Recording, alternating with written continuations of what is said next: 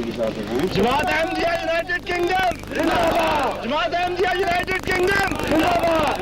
جماعت احمدیہ مغربی جرمنی زندہ باد. جس ملک کا جھنڈا اس کو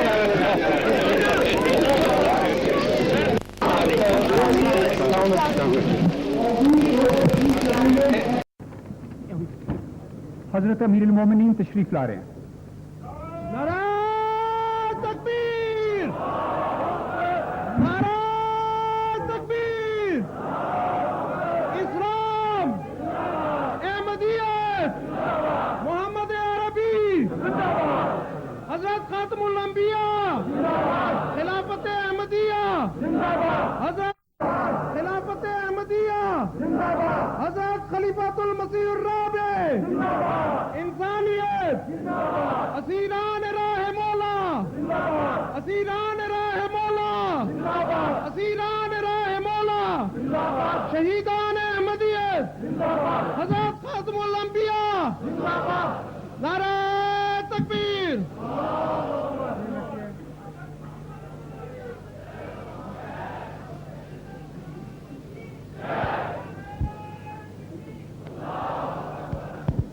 السلام علیکم ورحمۃ اللہ. آواز آ رہی ہے ٹھیک؟ آواز کا انتظام ٹھیک ہے؟ پیچھے تک جا رہی ہے آواز؟ ٹھیک ہے. اب اس اجلاس کی کارروائی تلاوت قرآن کریم سے شروع ہوگی. حافظ مظفر احمد صاحب تلاوت کے لیے تشریف لائیں. لیکن جہاں جو خلا ہے اس کو وہاں سے بھروائیں. ان تک کام کا جگہ چھوڑیے. جو اس طرف دوست ہیں باہر کھڑے ہیں ان کو یہاں خالی جگہ ہے اس میں بٹھانا چاہیے لا کے. منتظمین نے خام خواہ جگہ ضائع کی ہوئی ہے.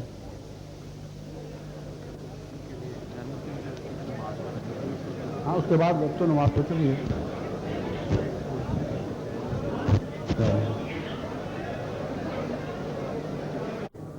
حافظ صاحب شروع کریں.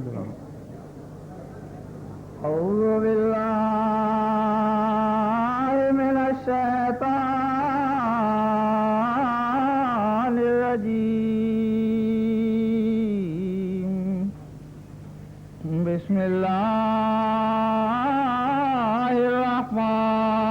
الرحمن الرحیم.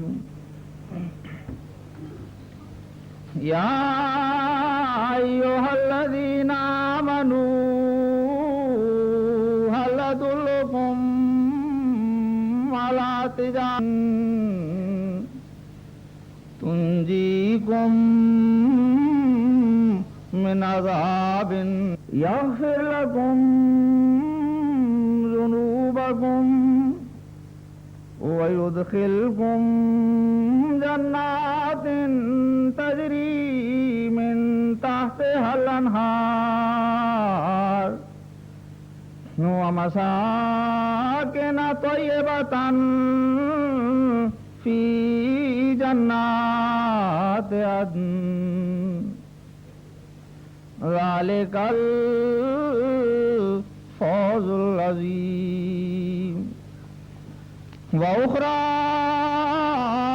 تحبونها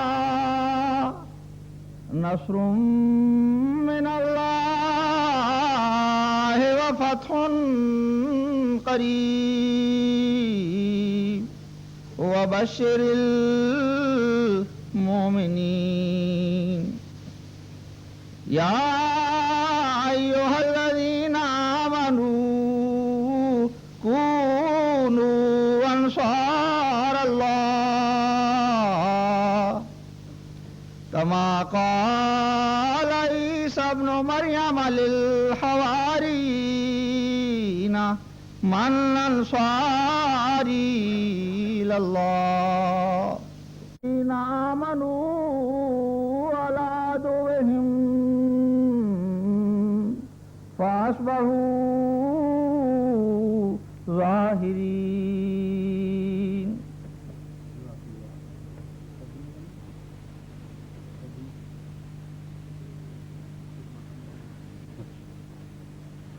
چونکہ ترجمہ کہتے ہیں براہ راست کیا جا رہا ہے مختلف زبانوں میں، اس لیے ترجمے کا انتظام نہیں، مگر تلاوت کے معاملے میں یہ بات غلط ہے۔ واضح طور پر بار بار میں نے سمجھایا ہے کہ تلاوت کا ترجمہ الگ بعد میں ہونا چاہیے، کیونکہ ساتھ ساتھ اگر ترجمہ کیا جائے تو یہ قرآن کریم کے ساتھ جو ادب کا سلوک ہونا چاہیے اس کے منافی ہے۔ اس لیے آئندہ اس بات کا خیال رکھیں کہ کم سے کم ایک زبان میں قرآن کریم کا براہ راست ترجمہ تلاوت کے بعد ہو اور تلاوت کے دوران کوئی ترجمہ نہ ہو، اور اس دوران دوسری زبانوں میں لاؤڈ سپیکر پہ نہیں تو اس پہ کمیونیکیشن کے رابطے کے ذریعے ترجمہ ساتھ کیا جا سکتا ہے۔ آئندہ سے اس بات کو ملحوظ رکھیے۔ مسلم السلام کے فارسی کلام میں سے چند اثرات نسیم احمد صاحب باجوہ پیش فرمائیں گے۔ نسیم باجوہ۔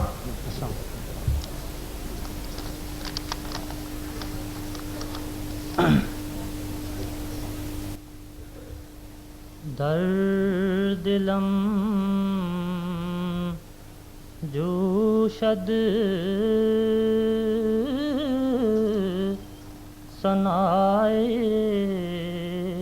سرورے، در دلم جوشد ثنائے سروری، آنکھ در خوبی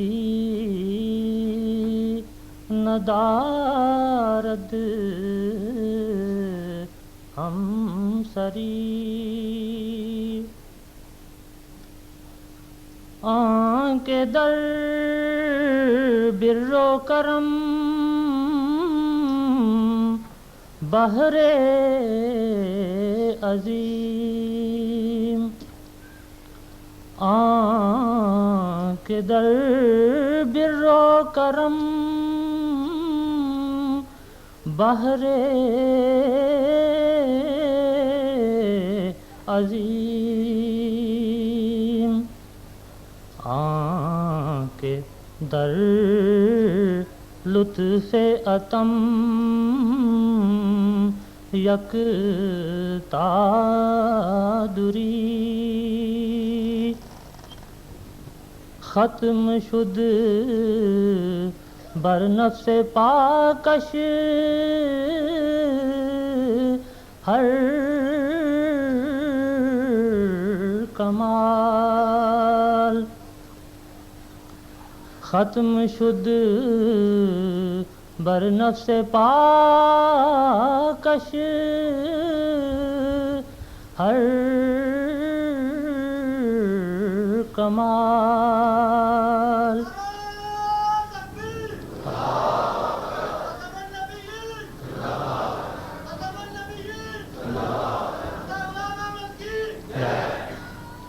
ختم شد بر نفس پاکش ہر کمال، لاجرم شد ختم ہر پیغمبری،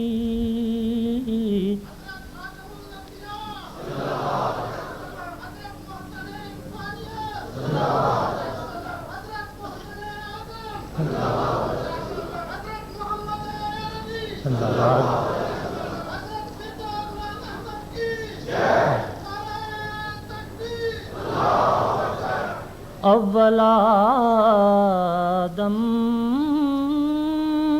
آخر شان احمد است، اول آدم آخر شان احمد است، اے خنک کس کے بیند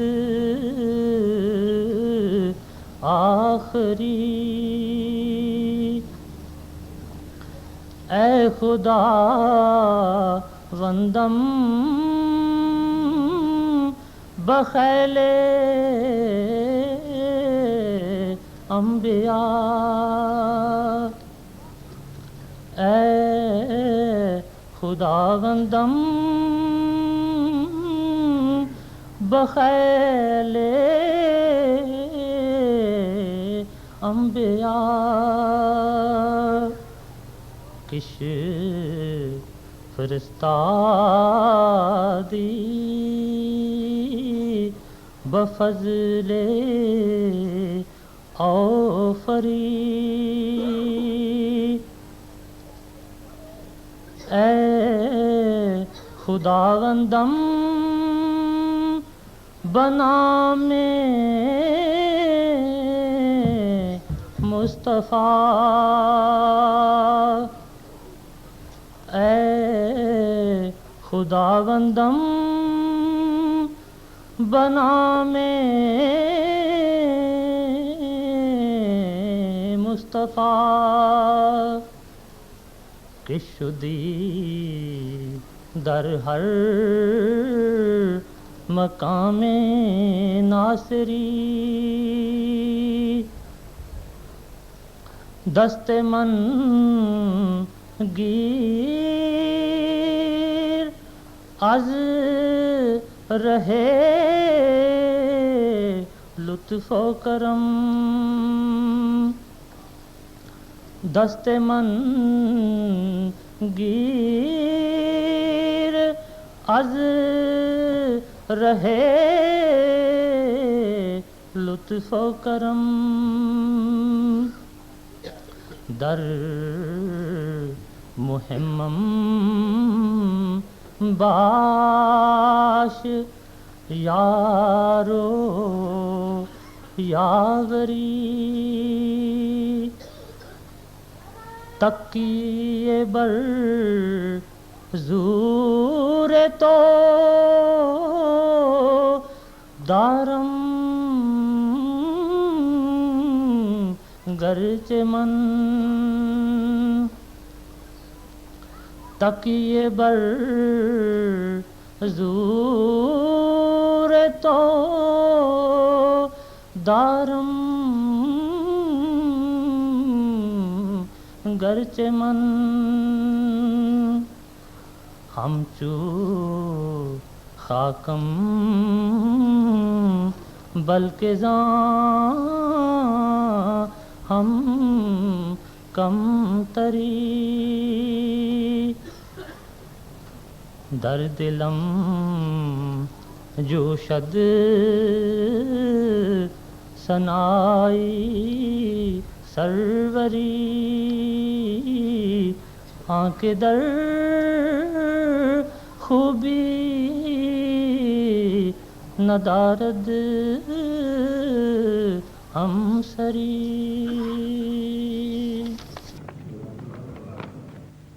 اب آخر پر مکرم داؤد احمد صاحب مغربی جرمنی اردو کلام میں سے چند اشعار پیش فرمائیں گے. حضرت اقدس مسیح موعود علیہ السلام کے اردو کلام میں سے چند اشعار.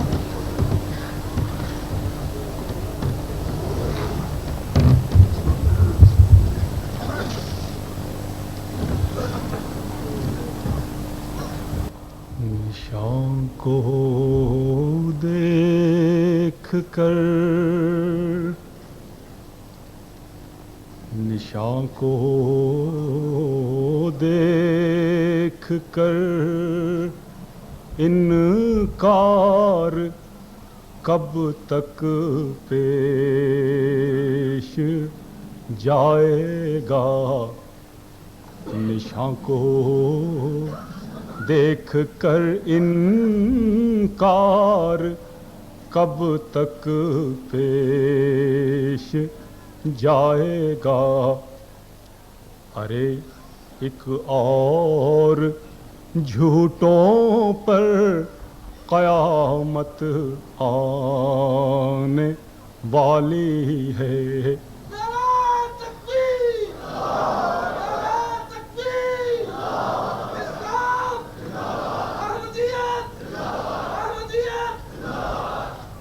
ارے ایک اور جھوٹوں پر قیامت آنے والی ہے. یہ کیا عادت ہے کیوں سچی گواہی کو چھپاتا ہے. یہ کیا عادت ہے کیوں سچی گواہی کو چھپاتا ہے. تیری ایک روز اے گستاخ شامت آنے والی ہے. تیری ایک روز اے گستاخ شامت آنے والی ہے. تیرے مکروں سے اے جاہل میرا نقصان نہیں ہرگز. تیرے مکروں سے اے جاہل میرا نقصان نہیں ہرگز. کہ یہ جان آگ میں پڑ کر سلامت آنے والی ہے. کہ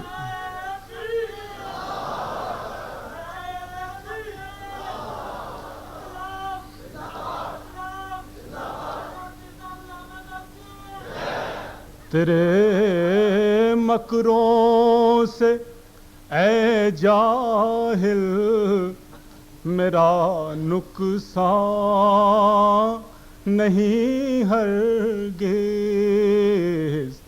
کہ یہ جان آگ میں پڑ کر سلامت آنے والی ہے.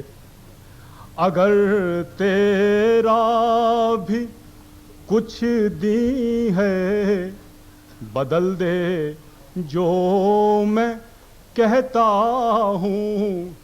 اگر تیرا بھی کچھ دی ہے بدل دے جو میں کہتا ہوں.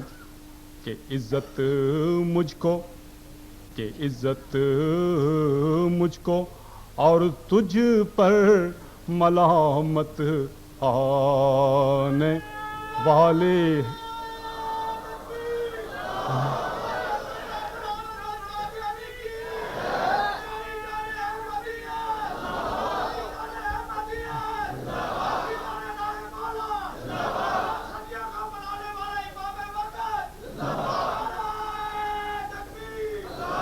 اگر تیرا بھی کچھ دی ہے بدل دے جو میں کہتا ہوں. کہ عزت مجھ کو اور تجھ پر ملامت آنے والی ہے. بہت بڑھ بڑھ کے باتیں کی ہیں تو نے اور چھپایا حق.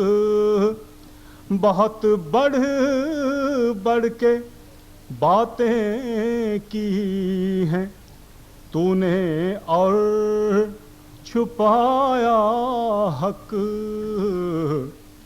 مگر یہ یاد رکھ ایک دن ندامت آنے والی ہے.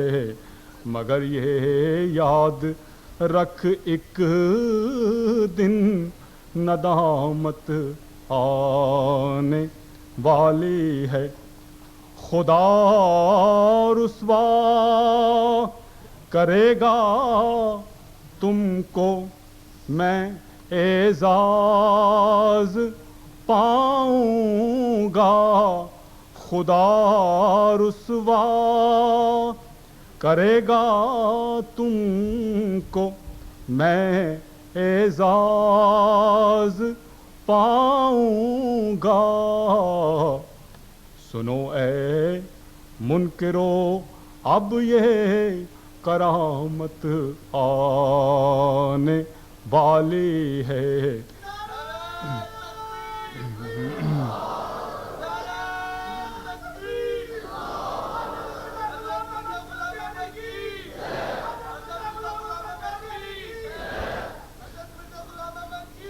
خدا رسوا کرے گا تم کو میں اعزاز پاؤں گا.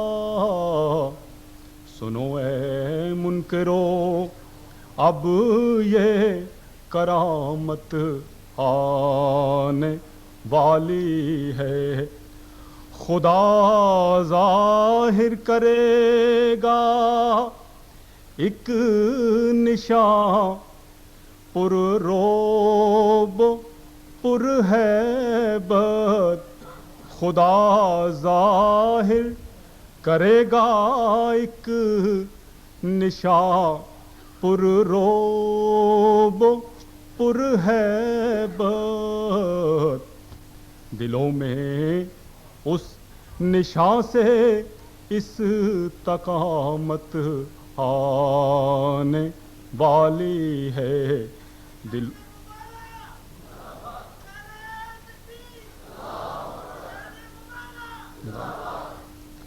دلوں میں اس نشان سے اس تقامت آنے والی ہے. خدا کے پاک بندے دوسروں پر ہوتے ہیں غالب.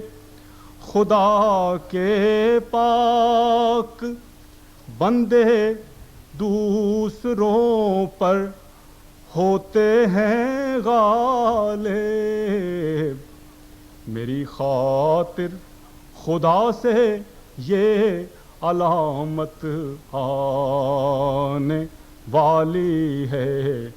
میری خاطر خدا سے یہ علامت آنے والی ہے.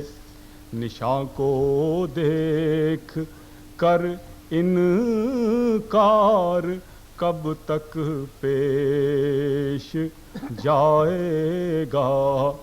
ارے ایک اور جھوٹوں پر قیامت آنے والی ہے.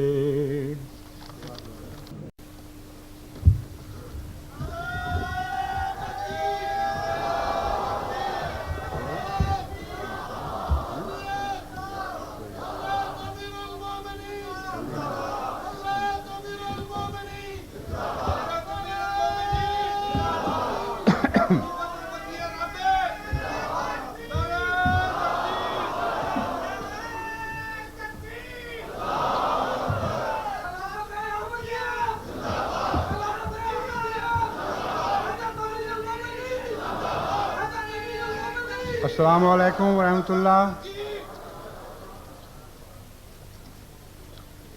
اشہد ان لا الہ الا اللہ وحدہ لا شریک لہ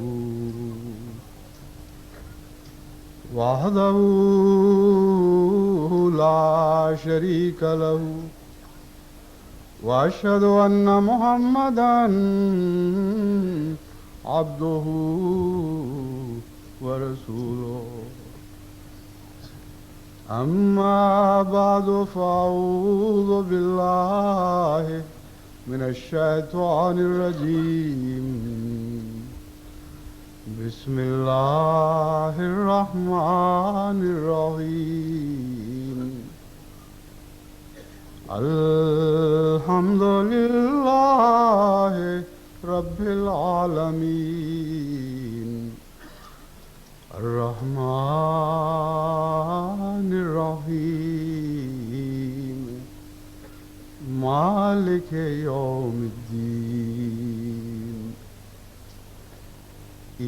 إياك نعبد وإياك نستعين اهدنا الصراط المستقيم صراط الذين أنعمت عليهم غير المغضوب عليهم ولا الضالين.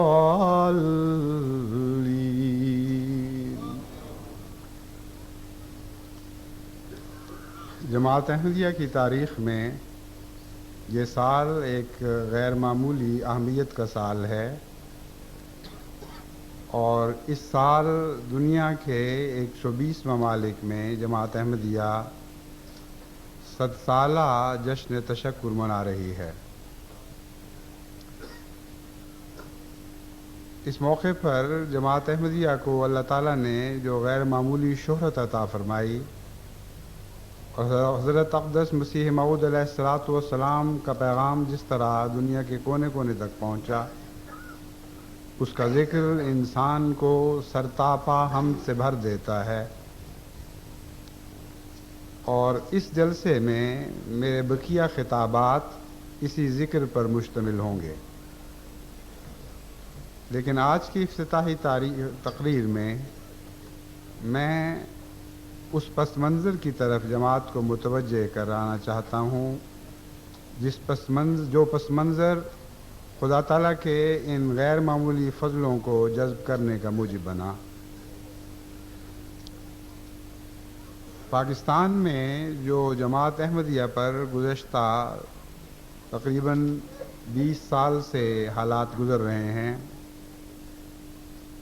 وہ حالات دنیا کے سامنے اگرچہ بعض اعداد و شمار کی طور پر پیش تو کیے جاتے ہیں، لیکن جو گہرا دکھ لکھوں کھا خدا کے بندے اس ملک میں مسلسل محسوس کرتے چلے آ رہے ہیں، اس دکھ کی تصویر کے لیے ہمارے پاس کوئی ایسا آلہ نہیں، کوئی ایسا برش نہیں، کوئی ایسا نقاش نہیں جو اس تصویر کو پوری طرح دنیا پر عیاں کر سکے۔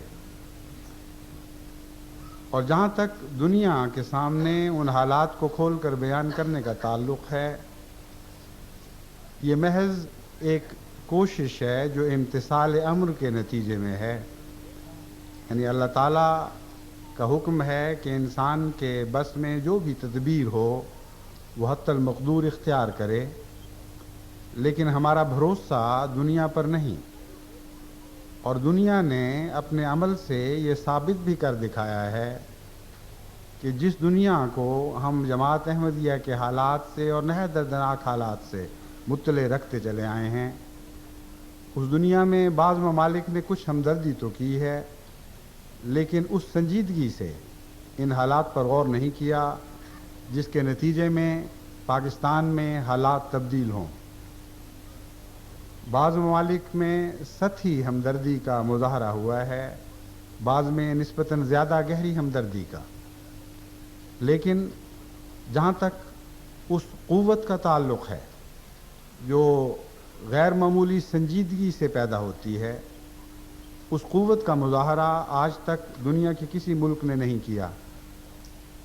لیکن یہ میں شکوے کے طور پر آپ کو نہیں بتا رہا، بلکہ آپ کو یہ یاد کرا رہا ہوں کہ ہمارا توکل خدا تعالی پر ہے۔ انما اشکو بثی و حزنی الی اللہ کے مضمون کو ہمیشہ پیش نظر رکھیں۔ وہی درگاہ ہے جو ہمارے دلوں پر نگاہ رکھتی ہے، جسے کچھ بتانے کی ضرورت نہیں، جس کے سامنے سارے احوال کھلے پڑے ہیں۔ وہ پاکستان کے ہی نہیں، دنیا بھر کے احمدیوں کے جذبات پر نگاہ رکھتا ہے۔ اس کی ایک خاص تقدیر ہے جو عالمی تقدیر ہے، اور شر کے پردے سے وہ خیر ظاہر کرنے والی تقدیر ہے۔ اسی تقدیر پر ہماری بنا ہے، اور ہماری دعائیں اور التجائیں اسی خدا کے حضور ہیں جو قادر مطلق ہے، جب چاہے دنیا کے حالات کو پلٹ سکتا ہے، تبدیل کر سکتا ہے، بڑوں کو چھوٹا دکھا سکتا ہے اور چھوٹوں کو بڑا بنا کر ظاہر کر سکتا ہے۔ لیکن جہاں تک کوششوں کا تعلق ہے، جیسا کہ میں نے بیان کیا، ہم آج تک دنیا کے سامنے اعداد و شمار کی صورت میں حالات رکھتے رہے ہیں، لیکن دلوں کی کیفیت کو ان کے سامنے ظاہر کرنے کا کوئی پیمانہ نہیں۔ مجھے اس مضمون پر غور کرتے ہوئے کچھ عرصے سے یہ خیال آ رہا ہے کہ وہ خطوط جو مجھے پاکستان سے موصول ہوتے ہیں، جس میں بوڑھے، بچے، جوان، عورتیں، مرد سبھی شامل ہوتے ہیں، ان خطوط میں بعض اوقات بے ساختہ دل کی کیفیات کا اظہار ہوتا ہے، ان لوگوں کی آنکھوں سے جنہوں نے ان حالات کو خود دیکھا، جو آنسو برستے ہیں، بعض دفعہ ان کے خطوط کو گیلا کر دیتے ہیں اور ان کی تحریر کو مٹا دیتے ہیں، لیکن وہ مٹی ہوئی تحریریں میری نظر میں زیادہ شوق ہو جاتی ہیں، زیادہ نمایاں ہو جاتی ہیں، اور جیسا گہرا اثر وہ مٹی ہوئی بجھی ہوئی تحریریں دل پر کرتی ہیں، کوئی اور خوبصورت اور نمایاں کتابت ویسا اثر نہیں دکھا سکتی۔ مجھے خیال آیا کہ ان کے جذبات انہی کے الفاظ میں، جن کے دل پر کچھ گزر رہی ہے، نمونتاً میں آج آپ کے سامنے پیش کروں، تاکہ جب آپ خدا کے فضلوں کے ذکر سنیں گے تو یہ خیال نہ کریں کہ جماعت احمدیہ کی اپنی ہوشیاریوں اور تدبیروں اور محنتوں کے نتیجے میں خدا کے یہ فضل نازل ہوئے ہیں، بلکہ ان مسکینوں اور مجبوروں کے حالات پر نگاہ رکھ کر ان کو دعائیں دیں گے جن کا درد ان فضلوں کو جذب کرنے کا موجب بنا ہے۔ بسا اوقات دنیا میں یہ ہوتا ہے کہ گرمی کی لہریں تو کسی اور ملک میں اٹھ رہی ہوتی ہیں اور برکھا کسی اور جگہ برس رہی ہوتی ہے، لیکن حقیقت میں باد و باران کے طوفان جو اٹھتے ہیں وہ کسی اور ملک کی گرمی کی علامت کے طور پر اٹھا کرتے ہیں۔ بس بسا اوقات ایسا بھی ہوتا ہے کہ خدا تعالیٰ ایک ملک کو قربانیوں کے لیے چنتا ہے، اور اسی ملک کو قربانیوں کے لیے چنتا ہے جس میں وہ اس بات کی صلاحیت پاتا ہے کہ وہ ایک لمبا عرصہ تک خدا کے حضور قربانیاں دیتے چلے جائیں گے۔ لا یکلف اللہ نفسا الا وسعہا کا مضمون اس وقت اپنے کرش میں دکھاتا ہے، اور بظاہر انسان یہ سمجھتا ہے کہ مجھ میں تو یہ طاقت نہیں، میں تو اس بوجھ کو اٹھا نہیں سکتا، پھر خدا نے کیوں مجھ پر اتنا بوجھ ڈالا؟ لیکن وہ خدا جو اپنی مصنوعات، اپنی کائنات، اپنی مخلوقات کی کنوں سے واقف ہے، وہ کبھی کسی کی حیثیت سے بڑھ کر اس پر بوجھ نہیں ڈالتا، یعنی ان لوگوں پر ان کی توفیق سے بڑھ کر بوجھ نہیں ڈالتا جن کو دنیا میں اس نے زندہ اور قائم رکھنا ہو، جو باقیات الصالحات کی طرح آئندہ نسلوں میں عزت کے ساتھ یاد کیے جانے والے ہوں۔ ان پر جو بوجھ ڈالے جاتے ہیں وہ مٹانے کے لیے نہیں، بلکہ ان کی استطاعت اور توفیق کے مطابق ڈالے جاتے ہیں۔ بس اے اہل پاکستان، جو وہاں سے بڑی مشکل حالات سے دوچار ہوتے ہوئے محض للہ محبت میں یہاں پہنچے ہو، میں تمہیں مبارکباد دیتا ہوں کہ خدا نے جو بوجھ تم پر ڈالے ہیں تمہاری استطاعت کی نشاندہی کر رہے ہیں۔ خدا کی نظر میں تمہارا ایک عظیم مقام ہے، اور دنیا میں جو غیر معمولی خدا کی رحمتوں کی بارشیں نازل ہو رہی ہیں وہ تمہارے دلوں کی گرمی ہی ہے جو اٹھ کر آسمان پر پہنچتی ہے اور خدا تعالیٰ کے فضلوں کو جذب کرتی ہوئی رحمتوں کی بارش بن کر تمام دنیا پر نازل ہوتی ہے۔ بس دنیا کے 120 ممالک میں جو جشن تشکر منایا جا رہا ہے، اس کے حالات کچھ میں کل آپ کے سامنے پیش کروں گا، کچھ پرسوں پیش کروں گا۔ وہ حالات جب سنیں گے تو آپ کا دل خدا تعالیٰ کی غیر معمولی حمد سے بھر جائے گا۔ اس وقت اپنے ان مظلوموں کو بھی یاد رکھیں اور ان کو اپنی دعاؤں میں خاص جگہ دیں جن کے ذکر پر مشتمل معراج کا خطاب ہے۔ یہ تو ممکن نہیں کہ میں اس مضمون کا حق ادا کر سکوں، کیونکہ روزانہ مجھے کم سے کم 300 اور بعض اوقات 1000 بلکہ اس سے زیادہ خطوط موصول ہوتے ہیں، اور ایک دن بھی ایسا نہیں گزرتا جو میرے دل کے لیے آزمائش بن کر نہ آتا، ایک دن بھی ایسا نہیں گزرتا جبکہ آنسوؤں میں لکھی ہوئی تحریریں مجھ تک نہ پہنچتی ہوں۔ چھوٹے چھوٹے معصوم بچے جو لکھنا نہیں جانتے اپنی ماؤں سے لکھواتے ہیں وہ معصوم طالب علم جو طرح طرح کے مظالم کا نشانہ بنائے جاتے ہیں، وہ کان جو گالیاں سن کے پک جاتے ہیں، وہ معصوم بچیاں جن کے سروں کی چادریں اتاری جاتی ہیں، وہ جو اپنے ہاتھوں سے اپنے قلم سے لکھنے سے معذور ہوتے ہیں تو دوسروں سے لکھوا کر مجھے خط بھجواتے ہیں۔ ایک دن، صرف ایک دن کی ڈاک کے افسانے اگر تمام دنیا سن لے تو ان کے دل غم سے پھٹ جائے۔ یہ محض اللہ کا فضل ہے کہ اس نے مجھے حوصلہ عطا کیا ہے، وہ مجھے طاقت بخشتا ہے، اور بعض دفعہ جب میں سمجھتا ہوں کہ میری طاقت سے بڑھ رہا ہے معاملہ، تب خدا تعالیٰ کا یہ فرمان میری ڈھارس بنتا ہے کہ لا یکلف اللہ نفسا الا وسعها لہا ما کسبت وعلیہا ما اکتسبت۔ خبردار، خدا تعالیٰ کبھی کسی انسان پر اس کی طاقت سے بڑھ کر بوجھ نہیں ڈالتا۔ میری طاقت سے بڑھ کر بوجھ جب اس نے ڈالا تو میری طاقت کو بڑھا دیا۔ ایسے موقع پر بعض دفعہ مجھے غالب کا وہ شعر یاد آ جاتا ہے کہ میری قسمت میں غم گر اتنا تھا، دل بھی یارب کئی دیے ہوتے، لیکن میں خدا کے، آسمان کے خدا کو گواہ ٹھہرا کر کہتا ہوں کہ اس نے میرے ایک دل کو ہزاروں دلوں میں تبدیل کر دیا، اور ہزاروں دلوں کی طاقت مجھے بخشتا ہے، ورنہ میرے جیسے کمزور دل کے انسان کے لیے ممکن نہیں تھا کہ ایک دن کے دکھوں کو برداشت کر سکتا، اور بعید نہیں تھا کہ میرا دل ایک دن کے دکھوں کا مطالعہ کر کے ہی جواب دے جاتا۔ لیکن وہ اپنے فضل سے میری ہمتوں کو بڑھاتا ہے، میرے دکھوں کو دعاؤں میں تبدیل کرتا ہے، مجھے ہنسنے کی توفیق بخشتا ہے، مجھے مسکراتے ہوئے چہرے کے ساتھ باہر نکلنے کی توفیق بخشتا ہے، مجھے ان تمام فرائض کو سر انجام دینے کی توفیق بخشتا ہے جو میں سمجھتا تھا کہ میری توفیق سے بہت بڑھ کر ہیں، لیکن اپنے فضل سے اللہ تعالیٰ اس توفیق کو بڑھاتا چلا جا رہا ہے۔ اتنے کثرت کے ساتھ طالب علموں کے خطوط آتے ہیں کہ آپ اس کا تصور بھی نہیں کر سکتے۔ چھوٹے چھوٹے دوسری تیسری میں پڑھنے والے بچوں سے لے کر ایم اے کے طالب علم تک، پی ایچ ڈی کرنے والے، سب کے ماحول جاہلانہ ہے۔ کوئی ایک جگہ بھی نہیں آج پاکستان میں، ایک تعلیمی ادارہ بھی ایسا نہیں، خواہ وہ کسی مرتبے اور کسی مقام کا ہو، جس کے متعلق انسان کہہ سکتا ہو کہ یہ تہذیب کا گہوارہ ہے۔ ہر جگہ جہالت دکھائی دیتی ہے، اور احمدی طلبہ سے روزانہ ایسا تذلیل کا سلوک کیا جاتا ہے کہ کوئی دنیا میں اور قوم ہوتی تو یقیناً صبر کا پیمانہ اس کے ہاتھ سے چھوٹ جاتا۔ وہ بار بار ہمیں لکھتے ہیں کہ اگر عام حالات میں، دنیاوی حالات میں ہم سے یہ سلوک ہوتا تو ہم ہرگز اپنی جان کی پرواہ نہ کرتے اور اپنی عزتوں کا بدلہ لیتے، لیکن آپ کا ہمیں حکم ہے کہ صبر سے کام لو، اس لیے ہم صبر سے کام لیتے چلے جاتے ہیں۔ لیکن کب تک؟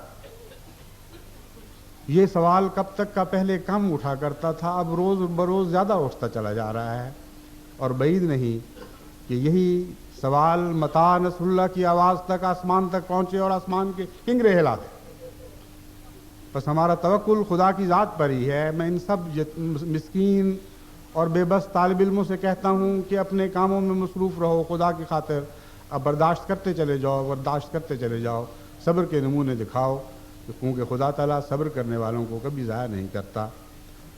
اس کے ہاتھ میں دنیا کی تقدیریں ہیں، کوئی انسانی تدبیریں خدا کی تقدیروں کو تبدیل نہیں کر سکتی۔ لیکن ایک دن ایسا ضرور تم دیکھو گے کہ خدا کی وہ رحمتیں جو تمام دنیا پہ برس رہی ہیں، ایک دن گھنگور گھٹاؤں کی طرح تم پر بھی برسیں گی اور تمہیں بھی سرتاپا سیراب کر دیں گی، اور خدا کے فضلوں کو تم اپنی آنکھوں سے برستا ہوا دیکھو گے۔ اس یقین پر قائم رہو اور صبر پر قائم رہو تو دنیا تمہارا کچھ بگاڑ نہیں سکے گی۔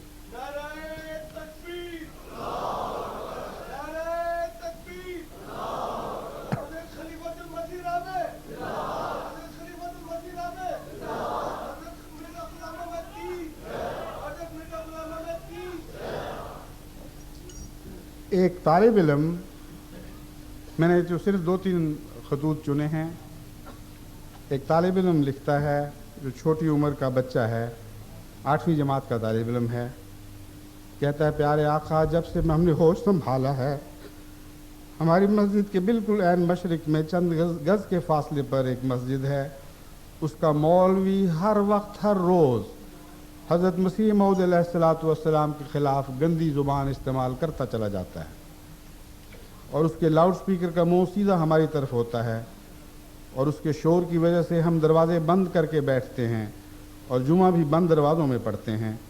اب تو اس کی بد زبانی حد سے بڑھتی چلی جا رہی ہے۔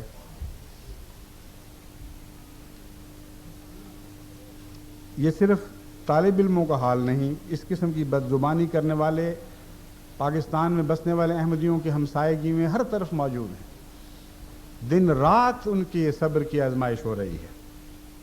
ایک لیفٹیننٹ کرنل ریٹائرڈ کے متعلق ایک صاحب لکھتے ہیں، اسلام آباد سے لکھتے ہیں، کئی سالوں سے ایک لیفٹیننٹ کرنل ہمارا ہمسایہ ہے، رات کو دیوار پھاند کر گندی گالیاں لکھنے کا عادی ہے، اور اسی طرح کاغذوں پر گالیاں لکھ لکھ کر ہمارے گھر پھینکتا رہتا ہے۔ آج کل اس کے اس قبیح فعل میں شدت آ گئی ہے۔ میری تو خیر ہے، بچوں پر بہت گراں گزرتا ہے۔ اپنی بساط کے مطابق دعا کرتے ہیں کہ اللہ ان کو ہدایت دے اور اس قبیح فعل سے باز رہنے کی توفیق عطا فرمائے۔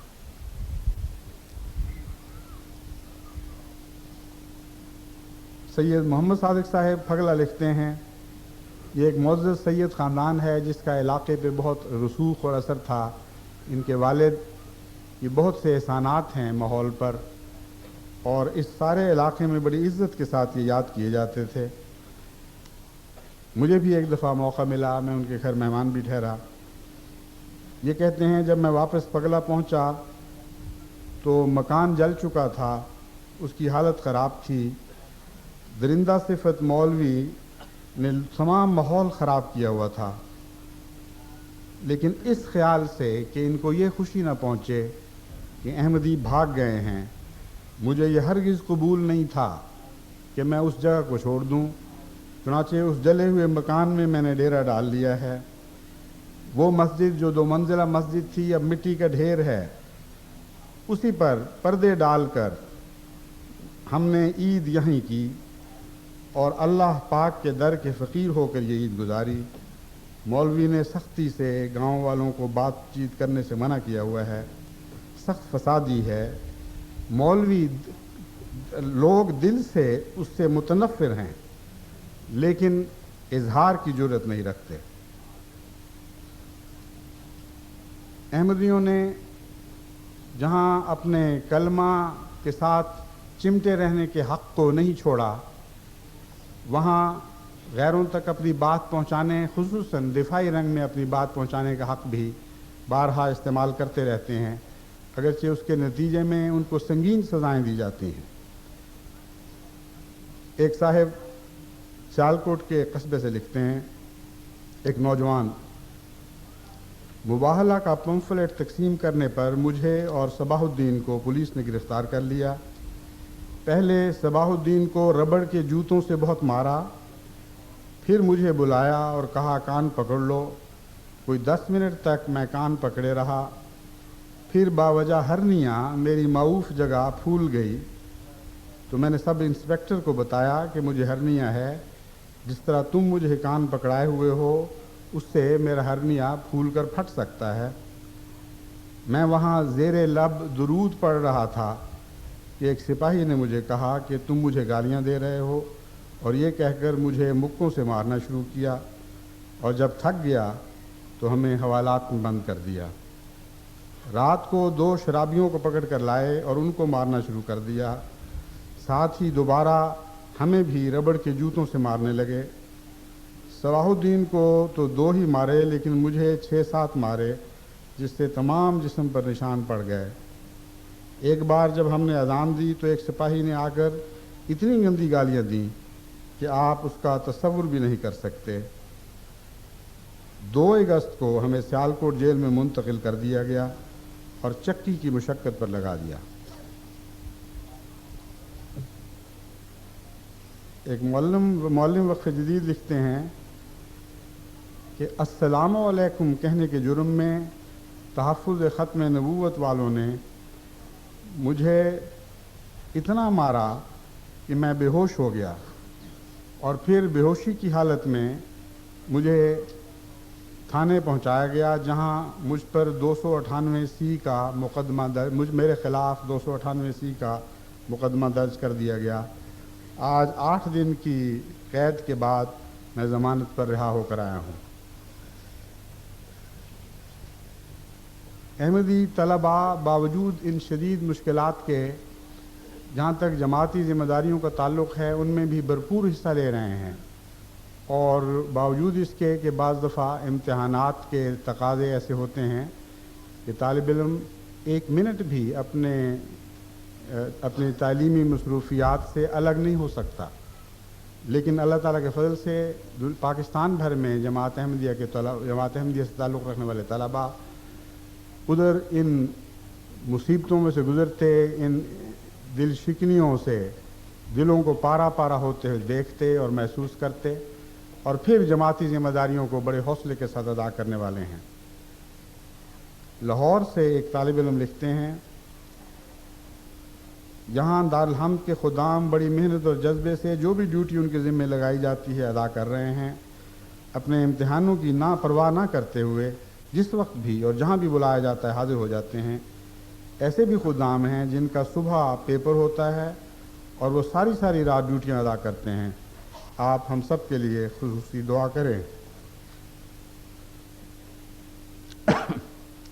ایک بہن اپنی بہن کے متعلق لکھتی ہے کہ اس بیچاری کے خاوند کی فوٹوگرافی کی دکان تھی، اس کے شیشے توڑ دیے گئے، تمام لوگوں کو کہہ کر اس کا بائٹ کاٹ کرا دیا گیا اور اس کے رزق کے سب دروازے بند کر دیے گئے۔ جب اس نے ناروے آنے کی کوشش کی تو ان کو پتہ چل گیا اور مولویوں کا ایک وفد ناروے کی ایمبیسی پہنچا اور ان کو بتایا کہ فلاں شخص جب ناروے کا ویزا لینے آئے گا تو اس کو نہیں دینا، کیونکہ وہ اسائلم کی خاطر جانا چاہتا ہے۔ چنانچہ اس بنا پر اس کو ملک سے نکلنے بھی نہیں دیا گیا۔ ایک پرائیویٹ سکول کے مالک لکھتے ہیں کہ میرے سکول کے متعلق پہلے تو پروپیگنڈا چلتا رہا کہ کسی طرح طلباء کو یہاں آنے سے روک دیا جائے، لیکن جب اس میں کامیابی نہیں ہوئی تو یہ کہہ کر کہ اس سکول سے ہمارے جذبات مجروح ہوتے ہیں، سکول پر حملہ کیا گیا، فرنیچر کو توڑ پھوڑ دیا گیا اور سکول بند کروا دیا گیا۔ حیدرآباد سے ہمارے ایک نوجوان مبشر احمد صاحب گوندل لکھتے ہیں، جو آج کل یہاں تشریف لائے ہوئے ہیں خدمت کے لیے۔ ننکانہ صاحب کے زخم بھی تازہ ہی تھے کہ ڈاکٹر منور احمد صاحب سکرنڈ کی شہادت کا واقعہ ہوا۔ 17 مئی کو کوٹری میں احمدی لڑکے کا ایک غیر احمدی سے معمولی جھگڑا ہوا اور آپس میں صلح صفائی بھی ہو گئی، لیکن علماء نے اس کو بہت اچھالا اور اس کے نتیجے میں ہر احمدی کے گھر پر اتنی گندی گالیاں لکھی گئی ہیں کہ کوئی شریف آدمی اس کے چند فقرے بھی برداشت نہیں کر سکتا، اور اس بات پر پہرے ہیں کہ وہ کوئی گالیاں مٹا نہ دے، اور ہمیں مجبور کیا جا رہا ہے اور دھمکیاں دی جا رہی ہیں کہ ابھی تو یہ آغاز ہے، تم نے اگر اس جگہ کو خالی نہ کیا اور اس شہر کو چھوڑ نہ گئے تو ہم تمہارے مکانوں کو آگے لگائیں گے اور تمہیں مجبور کر دیں گے کہ اس شہر کو خالی کر دو۔ ان باتوں کے باوجود خدا تعالیٰ کے فضل و رحم کے ساتھ احمدیت کی تبلیغ جاری ہے، اور ایک دن بھی پاکستان میں ایسا نہیں آیا جب کہ خدا تعالیٰ کے فضل سے نئے لوگ احمدیت میں داخل نہ ہو رہے ہوں۔ اور جہاں تک حضرت مسیح موعود علیہ السلام کے اس دعویٰ کا تعلق ہے کہ خدا مجھے لازماً غلبہ دے گا، اس غلبے کے آثار صرف دنیا ہی میں نہیں پاکستان میں بھی دکھائی دے رہے ہیں، جو کئی رنگ میں ظاہر ہو رہے ہیں۔ چنانچہ اس دور میں جو لوگ احمدیت قبول کرتے ہیں، اللہ تعالیٰ اپنے فضل کے ساتھ ان کو یہ توفیق عطا فرماتا ہے کہ وہ شدید مخالفتوں کو بڑی جرأت کے ساتھ اور ہنستے ہوئے برداشت کرتے ہیں۔ لیکن صرف انہی پر ظلم نہیں ہوتا، جب یہ پتہ چلتا ہے کہ کسی شخص نے خصوصیت کے ساتھ اس احمدی ہونے والے کو تبلیغ کی تھی تو اس کے ساتھ اور بھی زیادہ مظالم کا سلوک ہوتا ہے۔ اس قسم کا ایک واقعہ ضلع گوجرانوالہ کے گاؤں کے ایک دوست لکھتے ہیں وہ لکھتے ہیں کہ ایک ذمہ دار چودھری نذر محمد صاحب کو بیعت کر کے سلسلہ عالیہ احمدیہ میں داخل ہونے کی توفیق ملی، کیونکہ میں اس میں محرک بنا تھا، میرے ذریعے سے انہوں نے بیعت کی تھی، اس لیے ان کا لڑکا جو شدید مخالف ہے وہ اپنے باپ پر حملہ تو نہیں کر سکتا تھا، اس نے مجھے دھوکے سے بلایا اور کہا کہ فلاں جگہ آؤ تو کچھ گفت و شنید کرنی ہے۔ جب میں وہاں گیا تو مجھے بند کر کے اتنا مارا گیا کہ جتنا بھی وہ مار سکتا تھا، اور کہا کہ یہ میرا پہلا پیغام ہے اور آخری نہیں، اگر میرا باپ واپس نہ آیا تو اگلی سزا اس سے زیادہ سخت ہوگی، اور اگر وہ پھر واپس نہ آیا تو پھر تمہاری زندگی کی کوئی ضمانت نہیں۔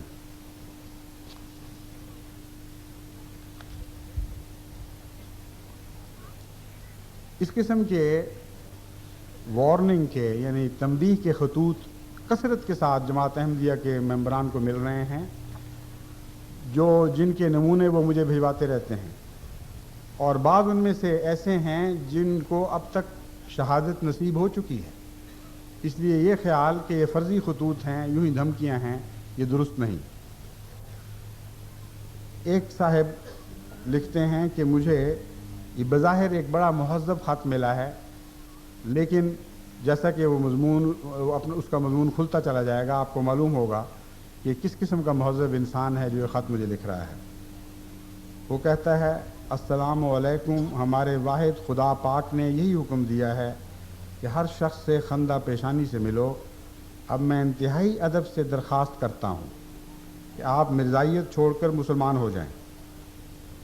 میں آپ کو اسلام میں آنے کی دعوت دیتا ہوں۔ امید ہے آپ میری دعوت کو قبول کریں گے، اگر نہ کیا تو آپ کی دکان کے باہر لوہے کے بڑے بڑے جنگلے جو لگائے گئے ہیں وہ آپ کے کام نہیں آئیں گے۔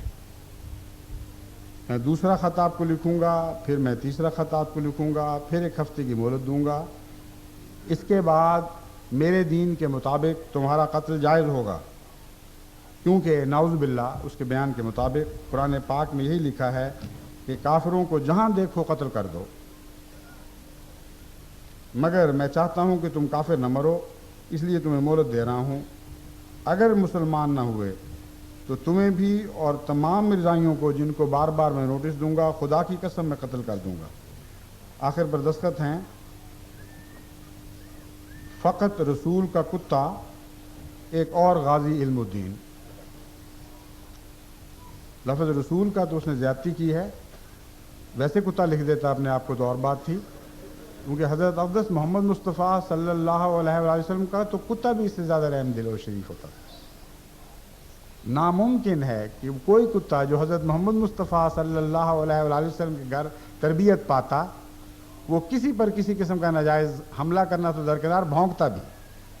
اس لیے یہ شخص یہ اس معاملے میں بہت بڑی زیادتی کر گیا ہے۔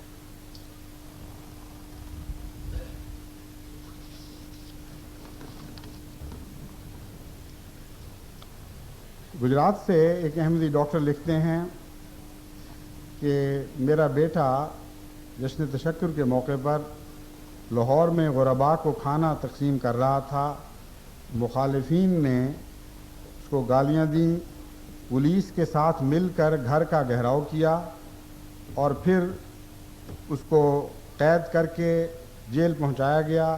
آج بڑی مشکل کے ساتھ 12 مئی کو وہ ضمانت پر رہا ہو کر آیا ہے۔ جہاں تک احمدیوں کی ترقیات کا تعلق ہے، ہزارہ احمدی ایسے ہیں جن کی محکمانہ ترقیاں روک لی گئی ہیں، الا ماشاء اللہ جہاں کہیں کوئی بہت غیر معمولی شریف النفس ہی نہیں بلکہ بہادر افسر ہو، وہ احمدیوں کی ترقی میں روک نہیں بنتا، اور ایسی بہت سی مثالیں ہیں۔ لیکن بالعموم جو واقعہ گزر رہا ہے وہ یہ ہے کہ اکثر احمدی اپنی جائز ترقیات سے محروم کر دیے گئے ہیں۔ اس میں ایک وجہ تو احمدیت کی مخالفت ہی ہے، لیکن میں سمجھتا ہوں کہ ایک اور وجہ قوم کی بددیانتی ہے۔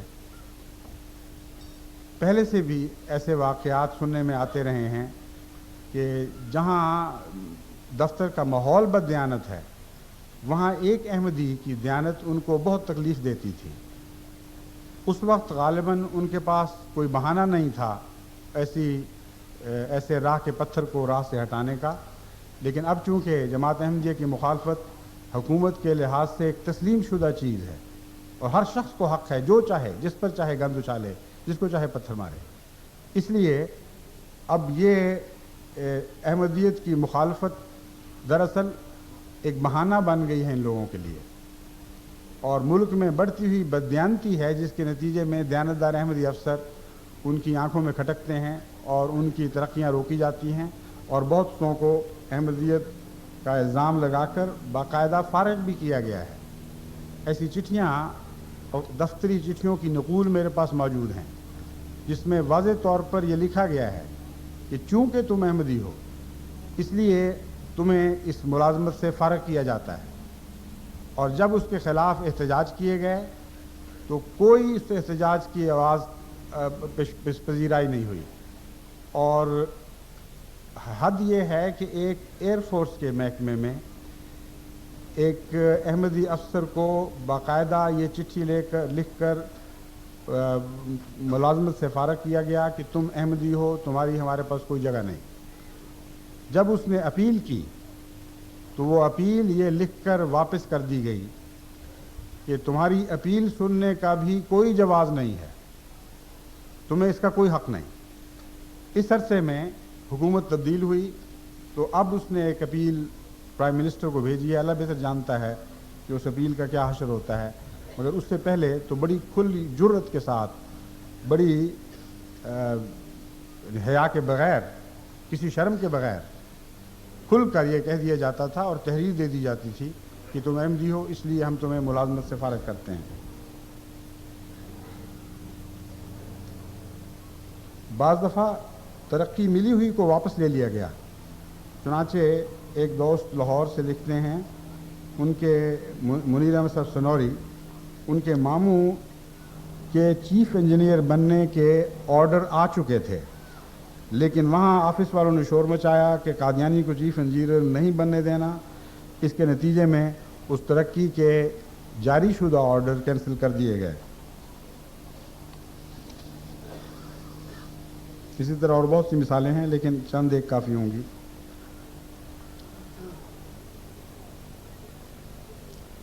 ربوہ کے ایک نوجوان لکھتے ہیں کہ آج 23 مارچ کا دن ہے اور تمام احباب جماعت اس دن خوشیاں اعلان خوشیاں منا رہے ہیں، اور ہم ہیں کہ ہم پر پابندیوں کا دائرہ مزید تنگ کر دیا گیا. ربوہ کی فضا میں ایک عجیب اداسی چھا گئی.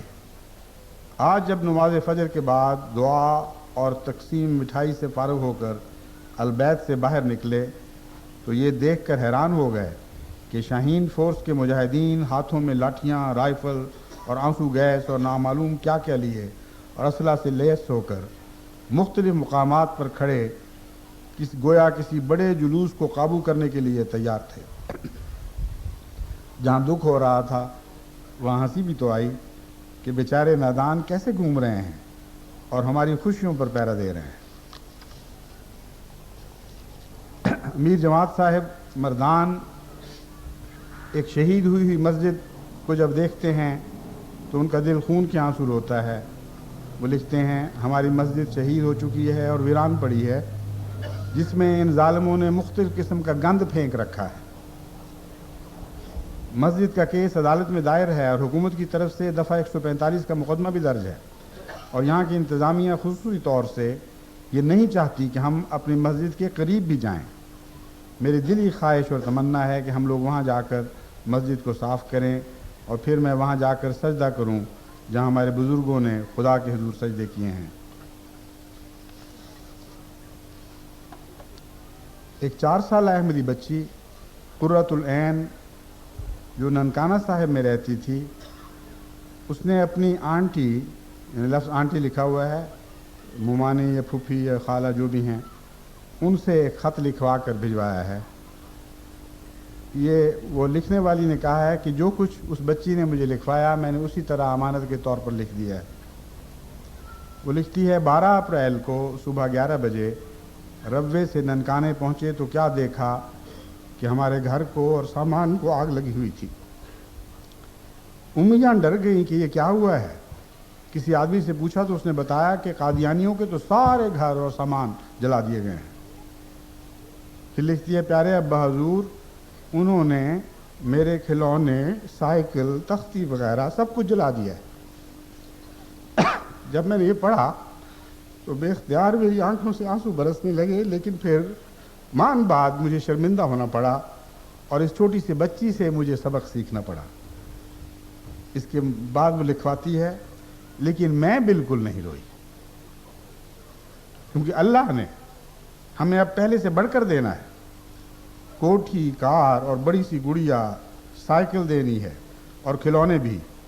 उम्मी जान कहती हैं कि जो खुदा की राह में माल खर्च करता है, खुदा उसको बहुत ज़्यादा देता है। कैसी सच्ची बात उस बच्ची ने कही है, कैसे अजीम किरदार का नमूना दिखाया है। इसमें कोई शक नहीं कि जिन अहमदियों के माजी में नुकसान हुए थे, खुदा ने इतना बढ़ा कर उसे दिया और ऐसे ऐसे फजल उन पर नाजिल फरमाए कि उससे पहले वो ख्वाब में भी ये सोच नहीं सकते थे कि उनको खुदा ताला ऐसी ऐसी नेमतें अता करेगा। सब्र का इम्तिहान जितना लंबा हो, उतने ही फजलों का सिलसिला भी ज़्यादा लंबा देर तक जारी रहता है और गैर मामूली जज़ा खुदा की तरफ से मिलती है। इसलिए इस बारे में एक ज़र्रा भर भी ना मुझे शक था, न है, न होगा कि वो तमाम अहमदी जो पाकिस्तान में दुख उठा रहे हैं, उनके दुखों के नतीजे में खुदा ताला जो दुनिया में फजलों की बारिश नाजिल फरमा रहा है, वो एक ज़ायद फजल है।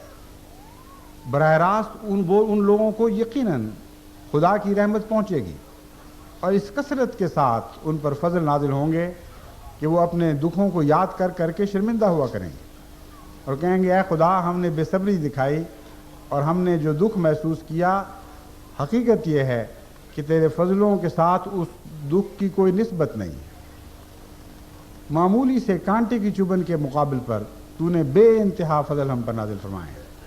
इसलिए आप देखेंगे कि यकीनन वो ज़माना आएगा कि तमाम अहमदी जो आज मजलूम हैं, खुदा ताला उनके मरातब बुलंद करेगा, इस दुनिया में भी उनको इज़्ज़तें और अमवाल देगा और खुशियाँ नसीब फरमाएगा और आखिरत में भी इस कदर बेइंतहा देगा कि उनका तसव्वुर भी उसको नहीं पहुँच सकता।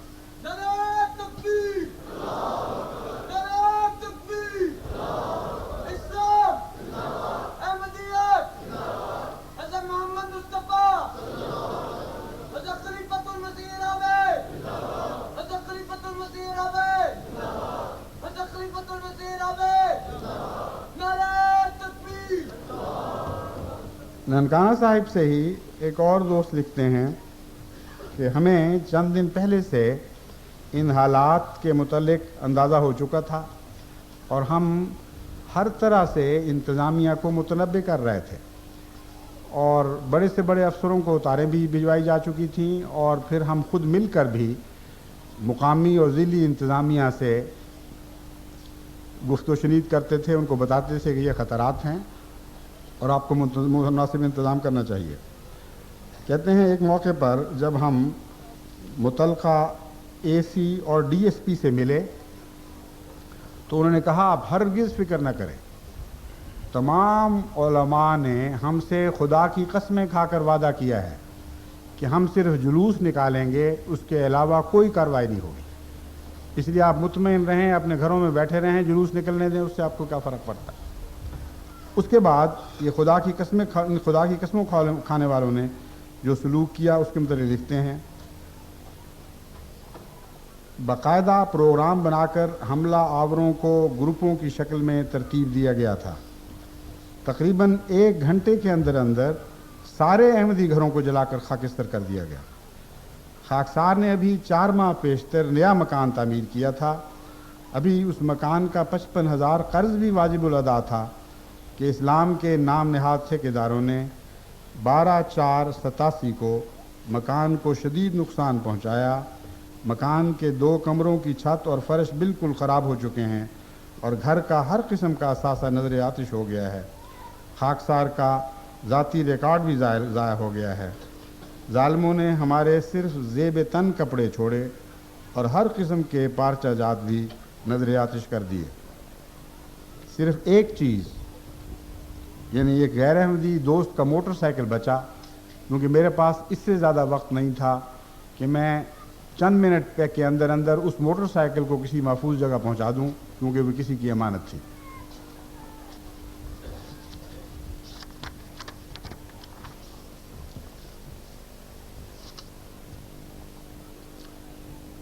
اسی کیفیت کو بیان کرتے ہوئے خولہ بنت ڈاکٹر عبدالغفور صاحب لکھتی ہیں، 12 اپریل کو صبح صبح ہم جاگے تو اعلان ہوا کہ قادیانیوں کے خلاف جلوس نکالے جائیں گے۔ ہم تو یہ سوچ بھی نہیں سکتے تھے کہ وہ جانی اور مالی نقصان پہنچانے کا منصوبہ بنائے ہوئے ہیں۔ ایک دم جلوس شعلوں سے بھڑکتا ہوا ہمارے گھر کی طرف آ گیا۔ ہمارے ہمسایوں نے ہمیں پناہ دی۔ جب وہ پہلے مسجد میں گئے تو انہوں نے مسجد کے مینار گرائے، تو میری والدہ نے میرے ابا جان کو کہا کہ مسجد کی حفاظت کے لیے جیسا بھی ہو سکے ضرور پہنچو۔ تو میرے ابا جان اور میرے بہنوئی سلطان احمد صاحب مسجد کی حفاظت کے لیے چلے گئے۔ انہوں نے ان دونوں کو بہت مارا پیٹا۔ میرے ابا جان تو ابھی تک چل پھر بھی نہیں سکتے اور نہ اٹھ بیٹھ سکتے ہیں۔ دونوں شیخوپورہ ہسپتال میں جماعت احمدیہ کی طرف سے زیر علاج ہیں۔ ان کی غیر موجودگی میں مخالفین ہمارے گھر آئے اور سارا گھر تباہ و برباد کر دیا۔ قیمتی سامان تو ایک طرف، سر چھپانے کے لیے بھی کوئی جگہ نہیں چھوڑی۔ لکھتی ہیں کہ میں فرسٹ ایئر کی طالبہ ہوں اور تھوڑے دنوں کے بعد ہمارے پیپر بھی شروع ہونے والے ہیں۔ میری پڑھائی والی بھی تمام کتابیں جلا دی گئی ہیں۔ دعا کریں کہ اللہ تعالیٰ مجھے امتحان میں کامیاب کرے۔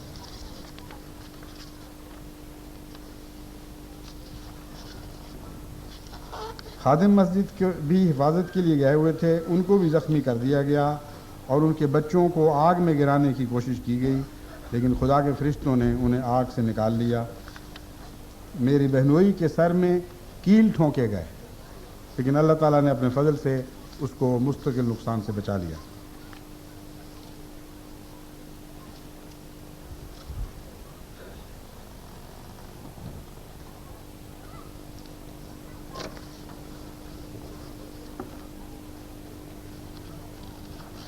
یہ لمبے قصے ہیں۔ یہ چند دن کی اس کے ننکانہ صاحب کے واقعہ کے چند دن کے بعد کی ڈاک ہے۔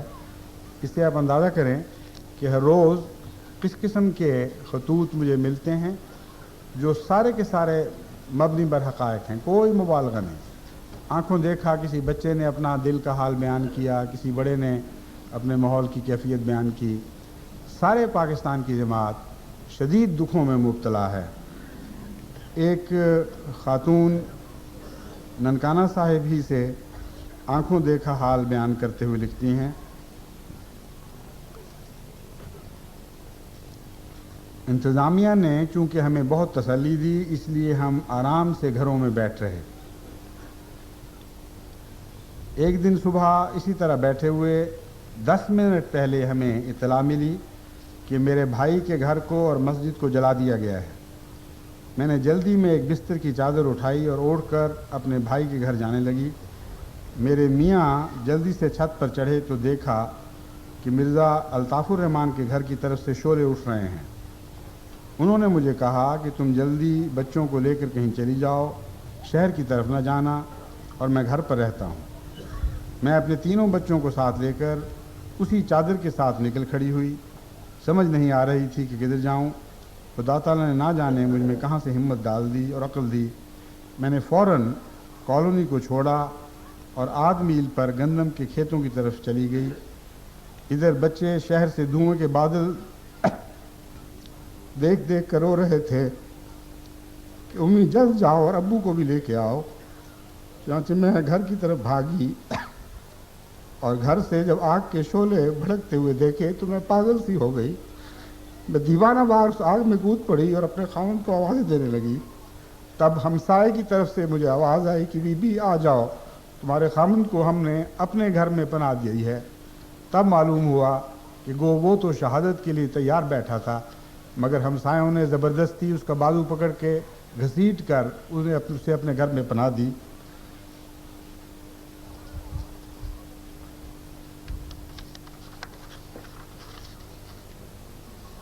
کہتے ہیں کہ جو خامن بیٹھا دوسرے گھر میں یہ سارا نظارہ باتیں سن رہا تھا، سارے واقعات کی براہ راست اس کو اطلاع ہو رہی تھی.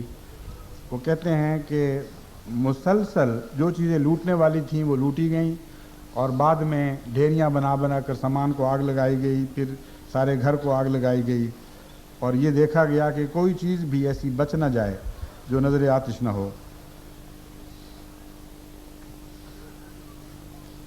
کہتی ہیں اس وقت میری یہ حالت تھی کہ میں نے پھر جب میں گھر پہنچی ہوں تو جو آگ سلگ رہی تھی اس پر میں نے دیگچی سے پانی بھر بھر کے ڈالنے شروع کیے، اور دوپہر کا وقت ہو گیا، 1:30 بج گیا. میں وضو کرنے بیٹھ گئی. جب میں نے وضو کرتے ہوئے کلمہ پڑھا تو جو لوگ ارد گرد تماشبین اکٹھے تھے ان میں سے ایک نے کہا کہ سمجھ نہیں آ رہی، کلمہ تو ہمارا ہی پڑھ رہی ہے. یہ عجیب بات ہے.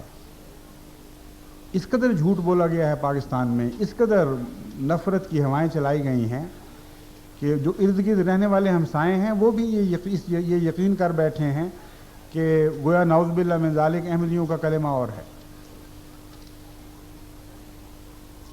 کہتی ہیں اس وقت میرا صبر کا بندھن ٹوٹ گیا. محلے والے لوگ میرا حشر دیکھ رہے تھے. کس وقت صبر کا پیمانہ ٹوٹا وہ اور واقعہ ہے.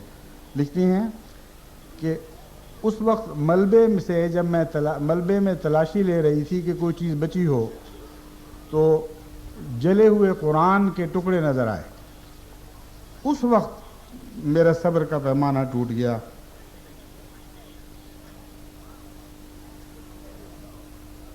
محلے والے میرا حشر دیکھ رہے تھے اور میرے منہ پر یہی جملہ تھا کہ لوگوں مجھے سامان کی پرواہ نہیں، مجھ سے یہ قرآن مجید کا حشر نہیں دیکھا جا رہا. محلے والے لوگ بھاگم بھاگ میری آواز پر دوبارہ اکٹھے ہو گئے. ان کی موجودگی میں ایک اور تاج کمپنی کا قرآن کریم بھی اسی طرح جلا ہوا ملا.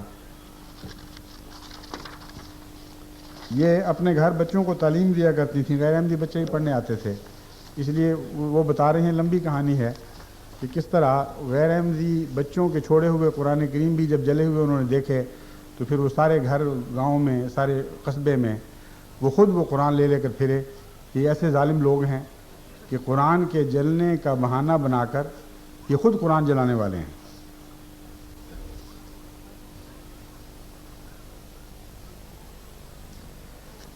جشن تشکر جہاں جہاں منایا گیا اس کی بھی سزائیں جماعت احمدیہ کو دی گئیں، اور جماعت احمدیہ نے مختلف علاقوں میں اس جشن تشکر کی قیمت ادا کی ہے.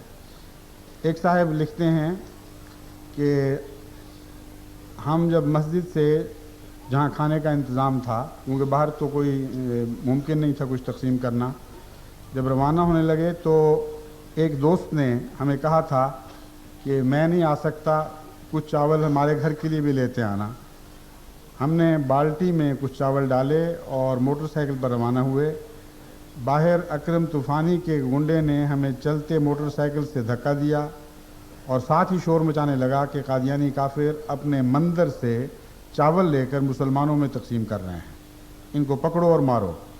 2 منٹ کے اندر موٹر سائیکل کھڑا کرتے ہی 40-50 گنڈے جمع ہو گئے اور آتے ہی انہوں نے ہمیں مارنا شروع کر دیا. ان کی باری نہیں آ رہی تھی کہ ہمیں کہاں کہاں ماریں. ہمیں مارتے مارتے اسی طرح ٹانگے پر گھسیٹ کر سوار کیا اور تھانے لے گئے، جہاں ہمیں حوالات میں بند کر دیا گیا. لیکن یہ عجیب واقعہ انہوں نے لکھا ہے کہ جب ہم حوالات میں پہنچے تو دوسرے مجرم جو حوالات میں قید تھے ان کو پتہ لگا کہ ہم کیوں قید کیے گئے ہیں، کیا ہم سے سلوک ہوا ہے، تو بے اختیار ہمارے زخم چومنے لگے اور یہ کہنے لگے کہ آپ بڑے خوش نصیب لوگ ہیں جو اپنے دین کی حفاظت میں یہ تکلیفیں اٹھا رہے ہیں.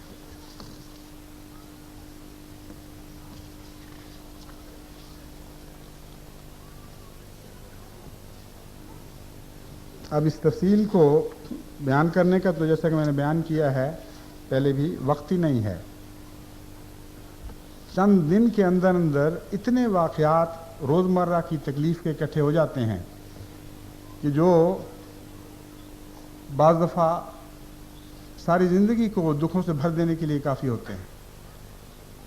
لیکن اللہ تعالیٰ اپنے فضل کے ساتھ اتنی رحمتیں بھی ساتھ نازل فرما رہا ہے، جماعت کو اتنی ترقیات بھی عطا فرما رہا ہے کہ وہ زخم ساتھ ساتھ دھلتے جاتے ہیں، اگرچہ ان کی کسک تو باقی ہے، وہ مٹ نہیں سکتی، لیکن خدا کے فضل سہارے ضرور دیتے ہیں اور اس قوت کے ساتھ دلوں کو تھامتے ہیں کہ اس کے نتیجے میں خدا تعالیٰ اپنے فرائض کی ادائیگی کو آسان فرما دیتا ہے۔ یہ باتیں میں کل کی تقریر میں اور پرسوں کی تقریر میں کچھ حصہ آپ کے سامنے پیش کروں گا۔ اس وقت میں آپ کو آخر پر دعا سے پہلے یہ بتانا چاہتا ہوں کہ جیسا کہ میں نے کہا تھا، ہمارا سہارا صرف خدا کی ذات ہے۔ دنیا میں ہم ان باتوں کی تشہیر جس حد تک ممکن ہے کر تو رہے ہیں، لیکن یہ دنیا سیاست کی دنیا ہے، مذہب کی دنیا نہیں، اور مذہب میں جو بھیانک واقعات ہو رہے ہیں ان کے پیچھے بھی سیاست ہی ذمہ دار ہے، اور یہ سب سیاسی کھیل ہیں، ان کا حقیقت میں مذہب سے کوئی بھی تعلق نہیں۔ اگر پاکستان میں اسلام کی سچی ہمدردی ہوتی تو جس قسم کے جرائم کثرت کے ساتھ وہاں بڑھتے چلے اور پھیلتے چلے جا رہے ہیں، کسی ملا کے دل میں اس طرف بھی ان کا بھی خیال آتا اور وہ خدا کا خوف کرتا کہ اسلام تو دراصل کردار کا نام ہے۔ جس ملک سے انسانیت اٹھ گئی ہو، جس ملک سے بچوں کی حرمت اٹھ گئی ہو، جس ملک سے عورتوں کی حرمت اٹھ گئی ہو، جہاں روزمرہ بچے اغوا ہو رہے ہوں اور لاکھوں کی قیمت کا مطالبے ہوں کہ ہم تمہارے بچے کو ذبح کر دیں گے اگر تم نے یہ قیمت ادا نہ کی، جہاں غریب لوگ اپنی ساری عمر کی کمائی ہوئی جائیدادیں بیچ کر اپنے بچوں کی جان چھڑانے پر مجبور کیے جا رہے ہوں، جہاں دن بدن سفاکی بڑھ رہی ہو، جھوٹ بڑھ رہا ہو، غصب بڑھ رہا ہو، رشوت بڑھ رہی ہو اور سارے معاشرے سے امن اٹھ چکا ہو، وہاں ان حالات کو ہنستے ہوئے برداشت کرنا اور کبھی اشارتاً بھی اس بات کا اظہار نہ کرنا کہ اسلام تو تمہاری گلیوں میں تباہ ہو رہا ہے، تمہارے گھروں میں تباہ ہو رہا ہے، تمہارے شہروں میں تباہ ہو رہا ہے، ہر جگہ اسلام کو ہلاک کیا جا رہا ہے، اس لیے تم کس اسلام کی حفاظت کی باتیں کر رہے ہو؟ یہ کہنے کی بجائے ایک فرضی نظریاتی بحث کو اٹھا کر سارے عوام الناس کو پاگل بنایا جا رہا ہے۔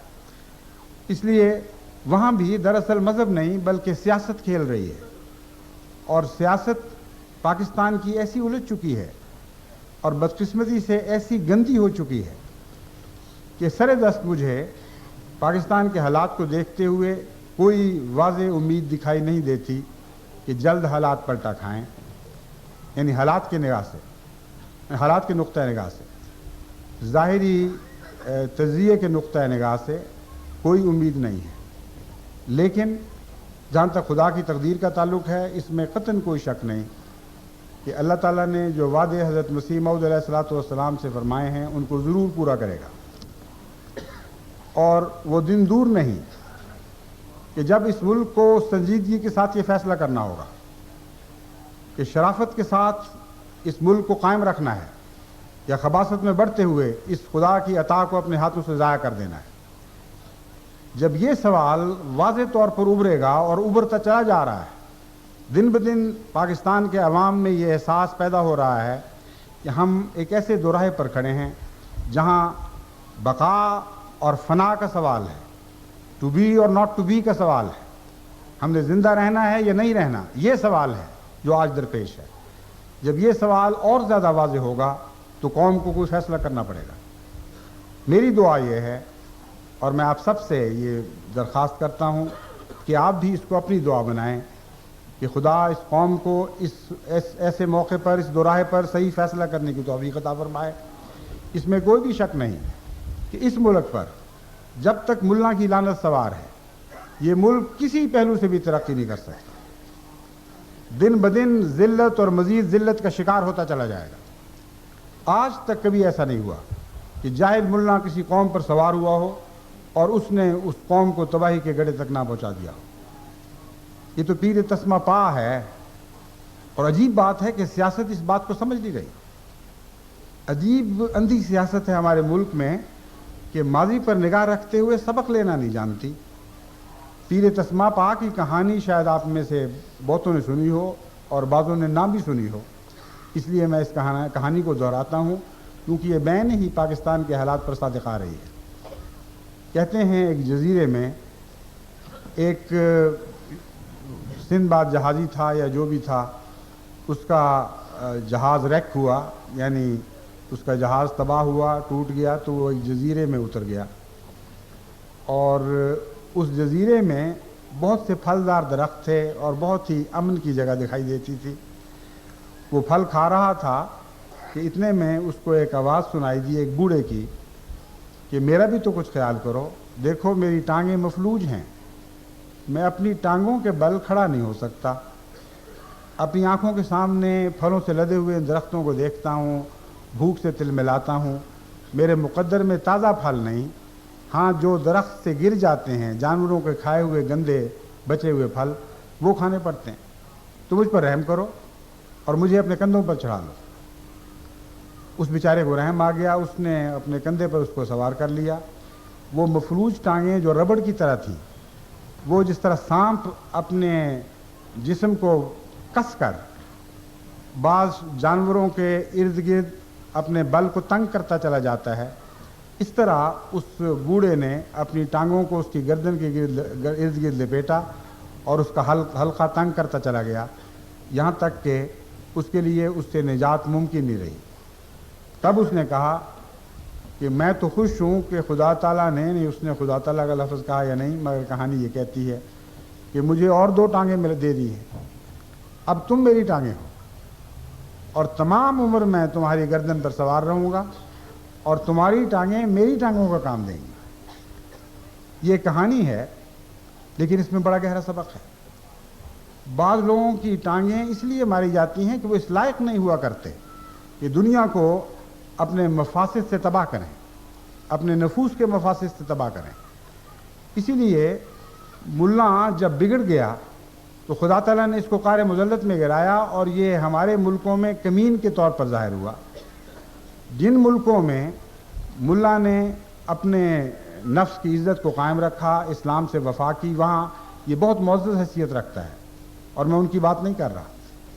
لیکن بدقسمتی سے پنجاب میں خصوصیت کے ساتھ اور ہندوستان کے بہت سے علاقوں میں ملا ایک ایسی ذلیل ہستی کے طور پر ابھرا ہے کہ اس کو دیکھ کر حضرت اقدس محمد مصطفیٰ صلی اللہ علیہ وآلہ وسلم کی وہ حدیث یاد آ جاتی ہے کہ شر من تحت ادیم السماء علماؤہم شر من تحت ادیم السماء، ان لوگوں کے علماء آسمان کے نیچے بدترین مخلوق ہوں گے۔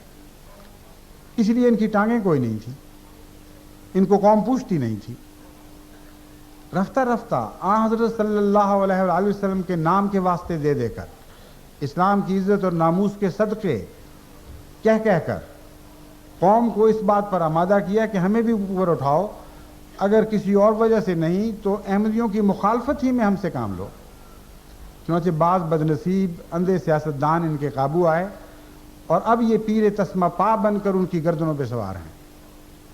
لیکن میں آپ کو یقین دلاتا ہوں کہ ان سے منافرت دن بدن ملک میں بڑھتی چلی جا رہی ہے، اور وہ لوگ جو احمدیوں کے گھروں پہ گالیاں لکھتے ہیں اور لاؤڈ سپیکروں کے رخ ان کے گھروں کی طرف کر کے دن رات ان کو کوستے ہیں اور حضرت مسیح موعود علیہ الصلوۃ والسلام کو گالیاں دیتے ہیں، ہر طرف سے مجھے یہ اطلاعیں مل رہی ہیں کہ عوام الناس پھر دن رات ان کو گالیاں دیتے ہیں، اور یہ عوام کا اپنے علماء کو گالیاں دینے کا رجحان دن بدن بڑھتا چلا جا رہا ہے۔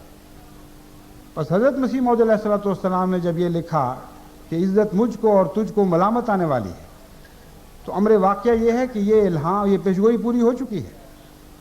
دشمن تو گالیاں دیا کرتا ہے، دشمن کی ملامت تو کوئی حیثیت نہیں رکھتی، مگر وہ لوگ جو اپنے قائدین کو گالیاں دینے لگیں اور ان کے نام کو ذلت سے یاد کریں اور ان کا ذکر کر کے ان پر لعنتیں ڈالیں اور کہیں ہم تو وقت کا انتظار کر رہے ہیں کب حالات بدلیں تو ہم ان کو مزہ چکھائیں، یہ حقیقی ذلت ہے جو اس وقت ملا کا مقدر ہو چکی ہے اور بڑھتی چلی جا رہی ہے۔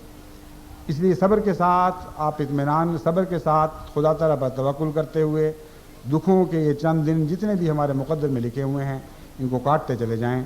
میں آپ کو یقین دلاتا ہوں کہ اللہ تعالیٰ کے فضل و رحم کے ساتھ جو رحمتیں تمام دنیا میں احمدیت کو گھیر چکی ہیں، جو احمدیت پر سایہ کیے ہوئے ہیں، جو فضلوں کی بارش بن کر برستی ہیں، وہ آپ کے گھر تک بھی پہنچیں گی، اور خدا تعالیٰ وہاں بھی حالات کو تبدیل کر دے گا اور آپ کی تشنگی بھی دور ہوگی۔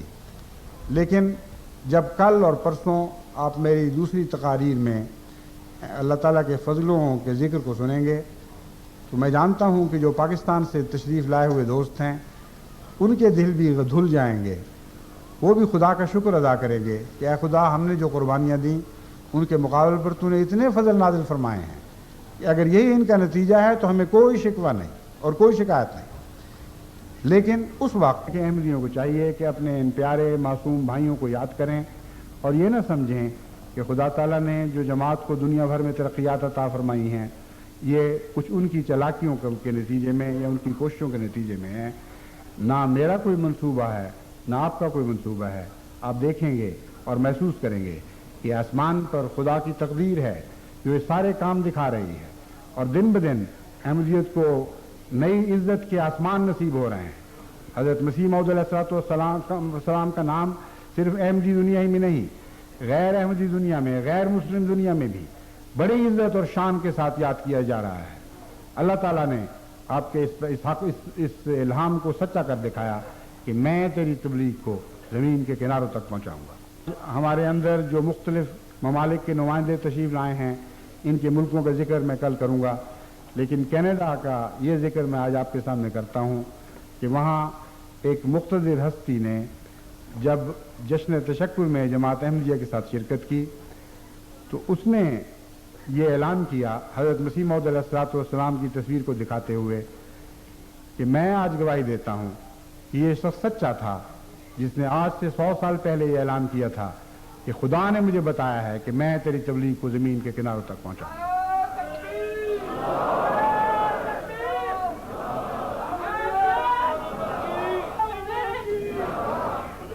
پھر ایک اور وہاں کی معزز ہستی نے، چونکہ مجھے معین یاد نہیں کہ وہ وزیر کے نمائندے تھے یا ممبر پارلیمنٹ تھے، بہرحال اسی قسم کے ایک معزز بزرگ تھے، انہوں نے یہ اعلان کیا کہ میں جانتا ہوں کہ آج پاکستان میں آپ کو جشن تشکر منانے کی اجازت نہیں ہے اور کینیڈا میں آپ کو ہر قسم کی آزادی حاصل ہے، لیکن میں آپ کو یقین دلاتا ہوں کہ ایک دن ایسا ضرور آئے گا کہ ہم سب مل کر پاکستان جا کر جشن تشکر منائیں گے۔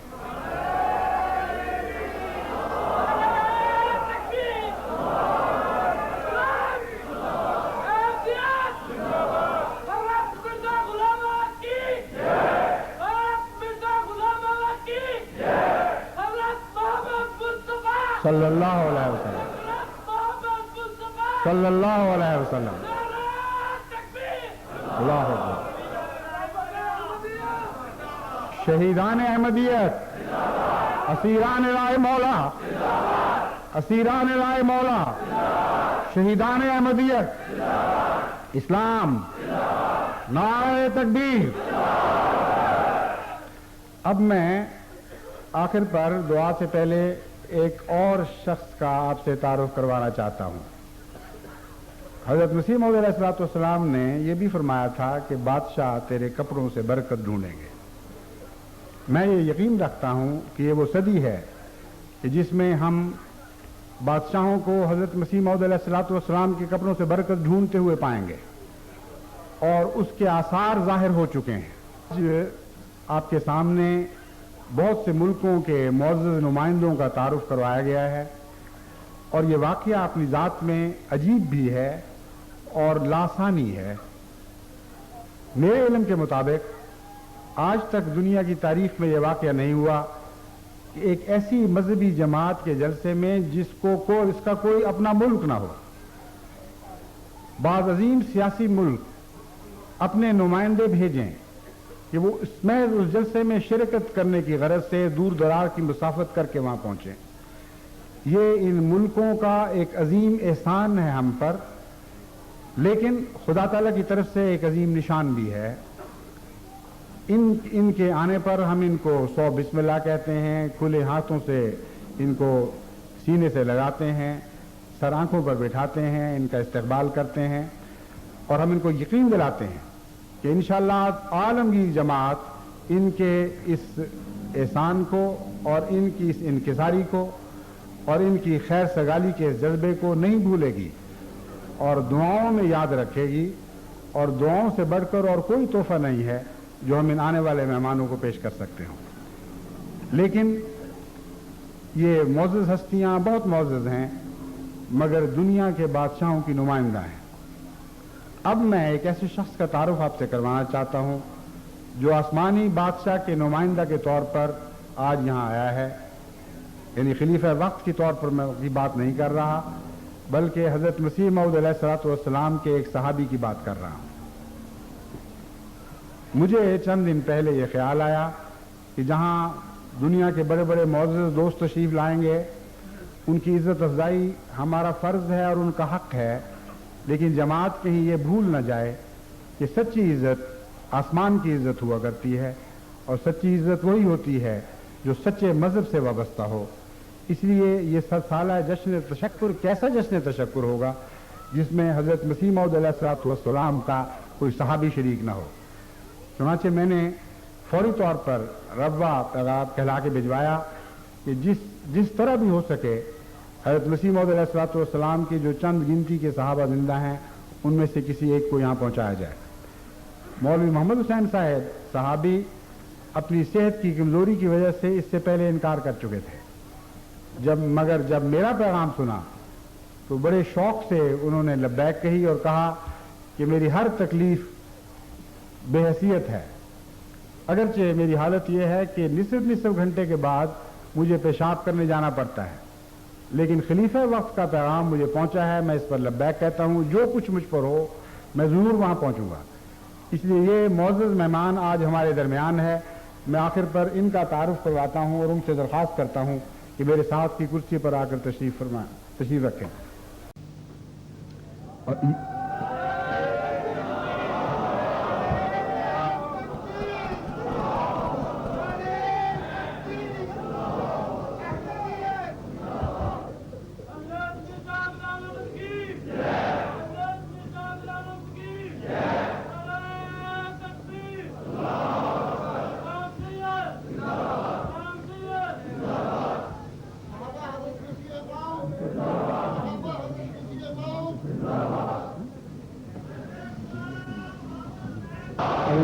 शरीर में ताकत है तो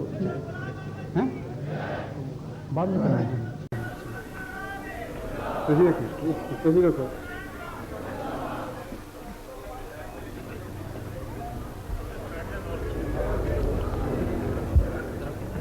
याद रखें कि कपड़ों से मुराद सहाबा भी हुआ करते हैं। जिस तरह कुरान करीम में औरत को मर्द, बीवी को मर्द के कपड़े और मर्द को बीवी के कपड़े कहा गया है। इसलिए ये ख्याल न करें कि इस इल्हाम का माना सिर्फ ज़ाहिरी कपड़े हैं। मेरे नज़दीक इसके अव्वल माने हज़रत मसीह मऊद अलैहिस्सलाम के सहाबा हैं, और इन मानों में जब हम इस इल्हाम का तर्जमा करेंगे तो मुराद ये होगी कि लोग ढूंढेंगे और नहीं मिलेंगे, कोशिश करेंगे काश हमारे नसीब में ये होता कि हम इन लोगों से बरकत हासिल करते। जहां तक कपड़ों का ताल्लुक है, ज़ाहिरी कपड़ों का, वो भी इंशाअल्लाह इन मानों में भी ये इल्हाम पूरा होगा और एक वक्त में लोग इन कपड़ों को भी ढूंढा करेंगे। मगर जब तक हज़रत मसीह मऊद अलैहिस्सलाम के सहाबा जिंदा हैं, कपड़े कहलाने का पहला हक इनका है। इसलिए अल्लाह ताला का बड़ा एहसान है कि एक सदी गुजरने के बाद आज जश्न तशक्कुर के इस अहम जलसा में हज़रत अक़दस मसीह मऊद अलैहिस्सलाम के एक सहाबी हमारे अंदर मौजूद हैं। अल्लाह ताला इनको सेहत और उम्र में बरकत दे और सहाबा की बरकत का साया और भी हमारे अगली सदी में मुमतद करे। खुदा करे कि ऐसा ही हो। लेकिन एक वक्त ऐसा भी आने वाला है जब आप लोग ताबईन के तौर पर याद किए जाएंगे, और वो सब लोग जो आज इस सहाबी की ज़ियारत कर रहे हैं वो तारीख़ अहमदियत में ताबईन के तौर पर गिने जाएंगे और लिखे जाएंगे। इसलिए आप सब खुश नसीब हैं जिन्होंने इससे पहले किसी सहाबी को नहीं देखा कि वो आज हज़रत मसीह मऊद अलैहिस्सलाम के एक सहाबी को अपनी जिस्मानी आंखों से भी देख रहे हैं। एक वक्त ऐसा भी आएगा जब अगली सदी में हो सकता है वही इज्जत जो आज एक सहाबी को दी जा रही है किसी ताबई को दी जा रही हो, और उस वक्त का खलीफा वक्त बड़े फख्र के साथ एक ताबी के गले मिल रहा हो کہ یہ حضرت مسیح موعود علیہ الصلوۃ والسلام کے دیکھنے والے تبرکات میں سے ایک ہے. بہرحال اللہ تعالیٰ اس برکت کو بڑھاتا جائے گا اور پھیلاتا چلا جائے گا اور جاگ سے جاگ لگتی چلی جائے گی. میرا آخری پیغام آپ کو یہی ہے کہ کوشش کریں کہ صحیح جاگ قبول کرنے والے بنیں، ایسے تابعی بنیں جو صحابہ کے ہم رشک ہوں اور صحابہ کے رنگ میں رنگین ہونے والے ہوں. ایسی قوم نہ ہوں جو ماضی میں زندہ رہا کرتی ہے. ایسی قوم نہ بنے جو یہ کہا کرتی ہے کہ پدرم سلطان بود، میرا باپ سلطان تھا، میرے آباء و اجداد صحابہ تھے. دنیا کے سامنے وہ صحابہ کے رنگ پیش کریں کہ آپ میں صحابیت کی خوشبو دکھائی دینے سونگھی جائے اور آپ کے ذات میں صحابیت کے رنگ دکھائی دینے لگیں. اللہ تعالیٰ ہمیں اس کی توفیق عطا فرمائے. آئیے اب ہم دعا میں شامل ہو جاتے ہیں.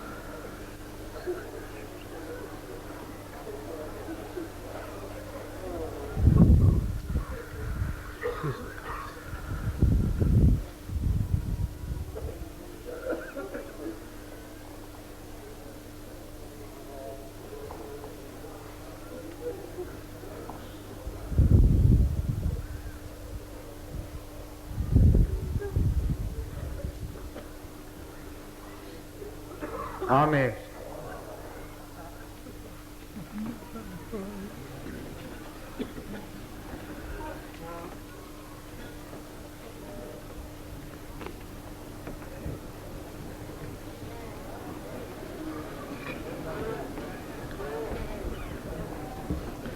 اب جلسے کے دوسرے پروگرام جاری رہیں گے. یہاں ایک خدا تعالیٰ کے فضل کے ساتھ 7 سالہ جوبلی کی کامیابیوں کو دکھانے کے لیے نمائش لگائی گئی ہے، جس میں مکرم مولوی نور الدین سب شمس اور ملک سلیم احمد صاحب نے خصوصیت سے اور ان کے ساتھ اور بہت سے نوجوانوں اور بچیوں نے بھی حصہ لیا ہے. اس نمائش کو بھی آپ دیکھیں، آپ کا دل ہم سے بھر جائے گا کہ خدا تعالیٰ نے گزشتہ چند سالوں میں احمدیت کو کتنی عظیم شان ترقیات عطا فرمائی ہیں. پھر یہاں کئی جگہ ٹیلی ویژن کے ذریعے بھی بعض پروگرام دکھائے جائیں گے اور بعض مجالس ارد گرد لگیں گی. تو اب شوق سے آزادی سے پھریں، دیکھیں. یہاں جو خدام نے یو کے نے جو کام کیے ہیں ان کو دیکھیں، کس طرح روٹی کے پلانٹ کام کر رہے ہیں، کس طرح پریس کام کر رہا ہے، کہ جنگل میں خدا نے منگل بنا دیا ہے. ان سب باتوں کا آزادی سے مشاہدہ کریں، ایک دوسرے سے گلے ملیں، محبت کے اظہار کریں. تو اس کام کے لیے اب آپ فارغ ہیں. میں اب انشاءاللہ تعالی کچھ دیر اپنے معزز مہمانوں کے ساتھ بیٹھوں گا اور پھر کل دوبارہ آپ کی خدمت میں حاضر ہوں گا. السلام علیکم ورحمۃ اللہ وبرکاتہ.